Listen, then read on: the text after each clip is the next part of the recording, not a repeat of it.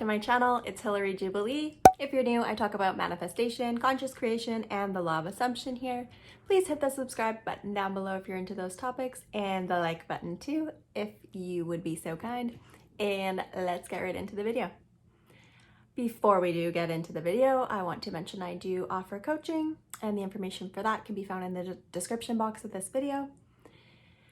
Okay, so today's video is about recreating yourself. I'm gonna give some examples of how I've done that for myself over the years, because we're always manifesting and creating with our thoughts and our states, and we can shift states into a different version of ourselves if there are things that we don't like about our personality or things that we don't like about our lives, our jobs, the people we're surrounded with, anything that we don't like about our current state of being is malleable. You're not fixed in a personality that you don't like. You'll have to just excuse this little friend. So the first time that I remember that I recreated myself was when I was in high school. I graduated in 2011. I was pretty self-conscious and shy up until, when it came to like making new friends and things like that. Like I did have friends in elementary school and middle school and high school. I had friends, but I wasn't comfortable. You know, I didn't feel like I fit in high school. I felt like an odd one out. Like I wasn't popular. I don't know. I didn't resonate with the people, with most people in high school. I just felt like I didn't belong. I felt like I couldn't trust anybody. I felt like I had like 2 real friends in high school that went to my school, and the rest, you know, talked about each other behind their backs. I just like didn't feel like I could trust many people. I did not enjoy my high school experience, but the point of it is what I didn't like about my personality was being self-conscious and shy. I really just wanted to be able to make friends easily and talk to guys and, you know, come out of my shell is what I wanted. It felt uncomfortable for me, but I just got sick of being that shy, you know, self-conscious type of person. And I just made the decision to, you know, change my personality basically and come out of my shell. And yeah, I made that decision to change. And then I was able to make friends easily and, you know, talk to boys and things like that. So that was the first time I recreated myself. I was super shy and did not feel comfortable, you know, talking to people, and, you know, I changed that about myself. And the second way that I recreated myself was in the job area. I used to work at places like Tim Hortons, at like delis and cafes and grocery stores. I really was just sick of working not only just minimum wage jobs, but also just like, it just wasn't very glamorous. Like, oh my God, Bambi. No. It just wasn't very glamorous, you know, working in a deli or, you know, grocery store. Every time I worked in a grocery store, it was in the deli. And now I'm vegan, ironically.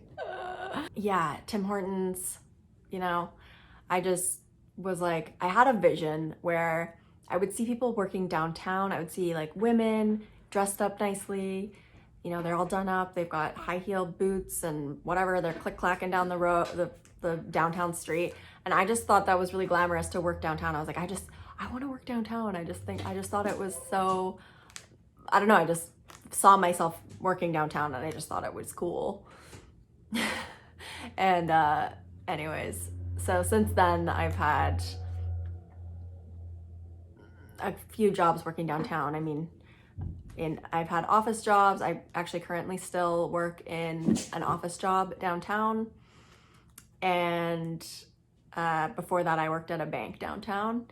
And yeah, I used to think it was super glamorous. I don't really think that anymore, but I had a vision. I wanted to stop working at, you know, minimum wage, and then not just about the wage, but like, you know, wearing an apron. Have you ever seen the Tim Hortons outfits? I don't know, like if you don't live in Canada, like Tim Hortons is like, I don't know, it's just a coffee place, but it's everywhere. And just the outfit's so ugly. You have to wear like brown pants that are high-waisted and like elastic band and like a visor. It's just not cute. It's not a good look. Anyways, I wanted to, you know, be a little bit more put together, and I had that vision for myself. I saw myself, you know, as one of those ladies walking around downtown like a businesswoman or whatever, and that came true. And the third example I have where I recreated myself is probably the most dramatic. 7 years ago, I used to party a lot, like every weekend, Friday, Saturday night, like I would be partying, and it was like, it could get out of control, you know, at times. And I was in a toxic relationship for a few years, and once I was out of that, I still continued to party and drink and go out, and you know, like that's fine, you know, to do if that's your thing, right? And I had fun doing it at the time, but it would get a little bit, if you hear something, it's Bambi. There were times where the partying got overboard. I would be blackout, and you know, it just got out of control a few too many times. And eventually I made the decision to be sober. I've been, at the end of this month, on March 27th, I will have been 2 years sober. So I'm a completely different person than I was, you know, 3, 5, 7 years ago in a lot of ways. Yeah, like a lot of people might say like, oh, partying in your early 20s is normal and like everybody does that, like you get it out of your system. Bambi, stop. I didn't like that. No. But eventually I just didn't like that about myself anymore, and it started to, yeah, I liked myself better when I wasn't drinking, and I didn't consider myself an alcoholic, but it did get out of control a few times, and a few too many times. And I just made the decision.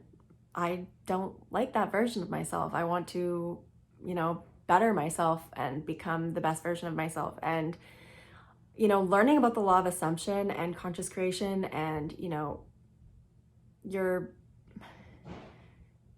recreating yourself, you're recreating the way you think. It's like a blessing. I don't, and this is just my journey. Like I'm sober and vegan, like compared to whatever stuff. It's just a stark contrast. I'm just using it as an example because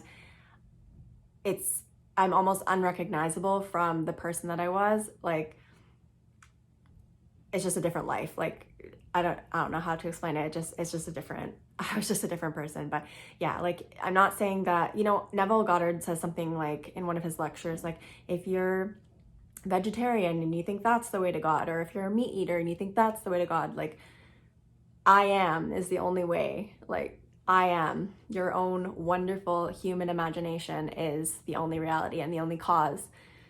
There's no other way to, you know, enlightenment. Like, you don't need to be sober and vegan like I am to manifest. Like, we're all manifesting at any moment, at every moment. And we always have been for our whole lives. So, and I'm not saying that you need to not drink and party. And just for me personally, it allows me to have a clear mind. And yeah, going vegan was the right thing for me. You know, morally, it's not like a diet thing for me. It's more of a moral choice. And yeah, being sober was these things, they just felt like the right thing to do. Like, I'm just listening to the voice within myself, you know, to, you know, further myself, be the better version of myself, not to be better than anyone else. Not saying I'm better than anyone else. Like, you can still have what you want, whether you're sober or not. I'm just saying I recreated myself from partying every weekend, getting blackout, like out of control. I won't get too much into it, but yeah, I just made the decision. Like, I'm just high on life now. Like, I don't need any, I mean, not to say that one day maybe I will have a glass of wine here and there. I'm not saying like it's forever, but right now I like have zero desire to drink, and I will never not be vegan. But yeah, I completely recreated myself. You know, I went through a period after a breakup, and I had pretty much no friends. I was really lonely. I was in a very desperate and needy state where I would just like serial date. I would just like go on Tinder and be online dating, and just like was so miserable. I would just go on all these terrible, terrible, terrible dates. Like majority of them were horrible. And yeah, I was just in a horrible state of being. I was just like, just needy. And like, I thought that I needed a relationship to be happy. And I discovered that ain't the case. And, you know, you have to do things for yourself and find who you truly are. You don't need anyone or anything outside of yourself. And the more that you can, you know, recognize that and be okay with who you are, because, you know, everyone and everything is yourself pushed out anyways. So if you're not feeling okay in yourself by yourself, then something needs to change there.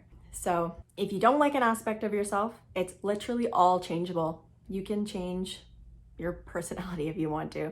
You can change your habits, you can change your personality, you can change the people you're surrounded with. I'm gonna quote Dr. Joe Dispenza.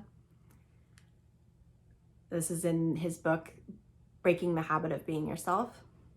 To change is to think greater than how we feel. So I've been wanting to mention this scene from a movie. Oh, this freaking hair. You're just gonna have to love me the way I am. You know, the more that you practice the law of assumption, at times it can kind of feel like, have you ever seen the movie Matilda? And, you know, the scene where she's like, I forget the name of that song, but it's like, do, do, do, do, do, do, do, do, do, do, do, do, do, whatever, that song. And she's like home alone, and she's just a kid, and she's making pancakes and whatever, and she's like waving her arms around, and like magic things are happening, and she like opens the blinds and like pours the Cheerios, and like, but she's not touching any of it, and it's all like her magic powers.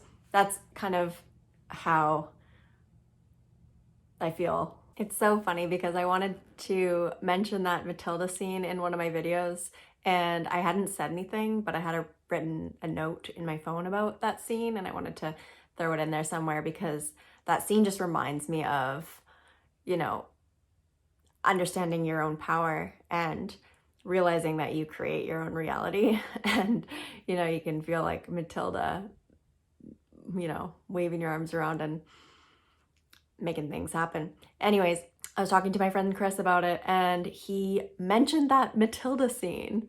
He like brought it up, and I was like, what? I was gonna bring that up in one of my videos, and I took a screenshot of the note and I sent it to him. Anyways, so I wanted to mention that scene because it relates to how you feel when you know, step into your power of the realization that you are actually God.